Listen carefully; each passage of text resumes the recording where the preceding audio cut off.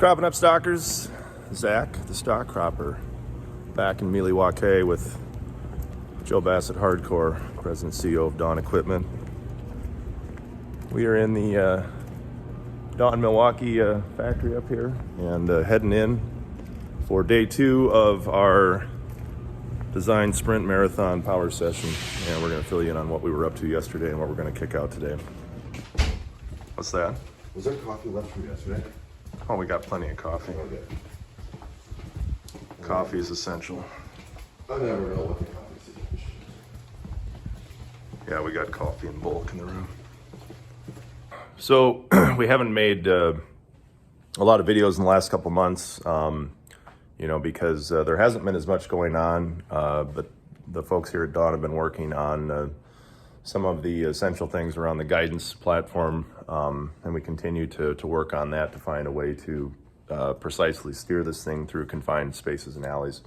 But we're confident we're going to find a solution here to strap on this thing. But when we were here last, we'd made a lot of progress in the redesign. We'd cut a ton of weight.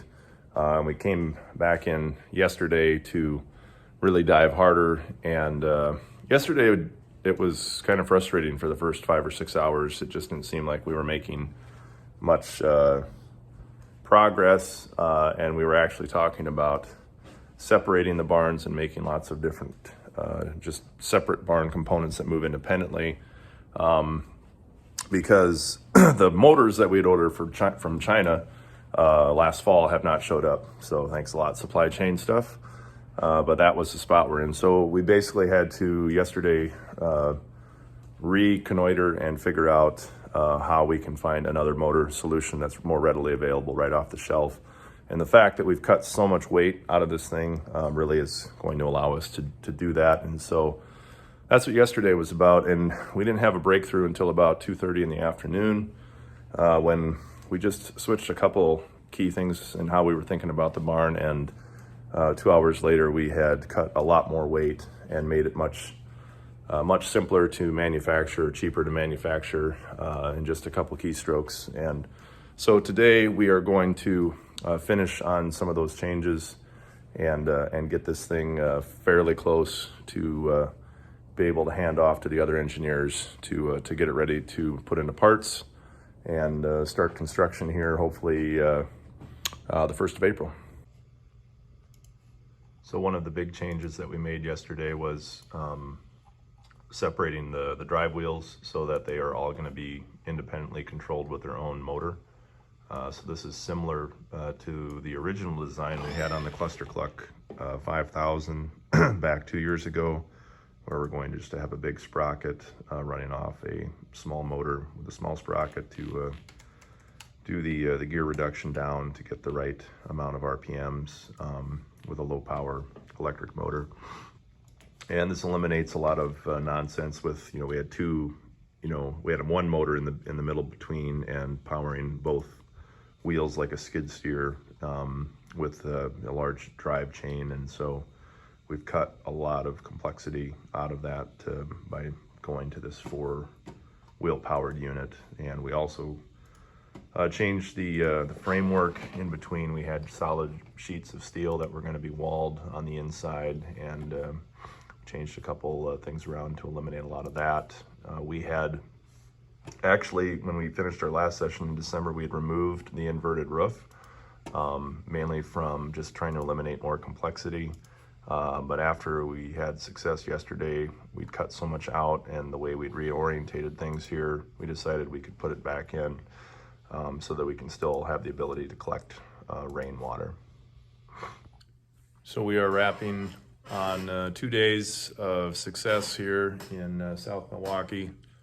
Some really, really good progress made on this process, and I'm learning a lot about design and manufacturing stuff with hanging with Joe here for this weekend and weekends prior, but it is a grind and it's a lot of patience and thinking, but we're finally getting somewhere on this thing, and we're very, very close to having this wrapped up and being able to start executing on putting these things together. We've cut, what did we figure, half of the weight that we had in the first barn out. We just modeled what we finished. We've cut the number of parts that we had in the original ClusterCluck Nano. Joe estimated by probably 80 to 90% as far as the part number count. We have a lot of things that are replicatable. The same thing, very, very easy, flat packable components. It feels pretty good looking at it right now. Just a matter of ordering the component parts in and starting to put this thing together. So, Joe, as always, any last words, comments on the weekend from you? It's going to be a long spring. Yeah. So I am on my way home. 5 hours and 15 minutes was what it takes me to get from South Milwaukee back to my home south of Scarville. So I got lots of time to think about, when I go from these sessions home, about where the project is at and where we're heading. So after this weekend, I feel confident that we're going to be able to hit our objectives on producing the number of the things that we want to. In fact, maybe beyond that. I don't want to get out too far ahead of my skis, but we've made some substantial gains in this thing, and the changes we made are going to make a lot of things down the road, and adding additional modules into the wagon train of livestock diversity that we're trying to insert into different venues a lot more easy to do. So I'm pumped about that. So we're getting close to like the onset. I mean, we're a month from now, a year ago, we were planning the pasture for the 2021 stock cropper plot, and so it is go time. And we've been working on the farm side of things, getting things ready. We've had the planter in the shop for the last 2 weeks now, and now that I've kind of have some confidence what we're going to have out here. I'm spending my time on the way home thinking about the different iterations of cropping patterns that I want to experiment with this year, using stock cropper, barns themselves I guess. And so I'm thinking there's lots of other people that are out there doing really, really cool things in this space, and I would like to try to take some of their creativity. Folks, obviously, like if you've been following any of Jason Mock's tweets and the stuff he's been talking about, that's in my head a lot. Junior out in Nebraska, guys like Joe Stroman up in Minnesota. There's people doing cool stuff all over the place, and I want to try to bring more of that into one location to see those different iterations of playing around with different cropping mixes, and not just intercropping, but some of the things I'm really excited about is this idea of planting corn and soybeans together at the same time in arrangements that put space between corn plants. So you would maybe have 2 or 3 corn plants and then soybeans all around that, and so you would still have the capacity. Maybe you could get 100 or 120 bushel corn off of only having 7,500 corn plants per acre, and then still maybe get close to full soybean yield or something like that. Just trying to find more ways to make a system that makes the most use out of space and time to increase output. And a lot of people are like, well, why are you screwing around with this stuff? Corn's like $7. Like, why? Who gives a shit about any of these things? Like, all of our problems are fixed. Well, they're not, and we know that fertilizer is going through the roof, and who knows where this thing is heading. But I want, much like how in 2011 when I got into strip till, I told my dad, like, I want to do things when times are good, so that when times are bad, that we were built for resilience, and that has paid off substantially. And the same thing goes with the work on this. When the other shoe drops, or if we can't get fertilizer, the ability to have systems that integrate livestock, or just make more with less, ways that you can really be innovative and get out in front of things. I think whatever happens on the other side of this, I think that the need for thinking outside of the box is going to be higher than it has ever been before. Much akin to what it was 2 years ago when we started the stock cropper and corn was $2.75 and beans were $7.25. That was 2 years ago right now. And so it's kind of fast. I mean, it's insane how fast things can happen. But I guess so. With that, I'd say is like if folks have other ideas that they want to reach out and see me try to integrate. If you've been watching what I'm doing and saying, that's cool, but what have you thought about this? Hit me up, send me an email at thestockcropper@gmail.com. I'll put it down here right now. You can give me a call.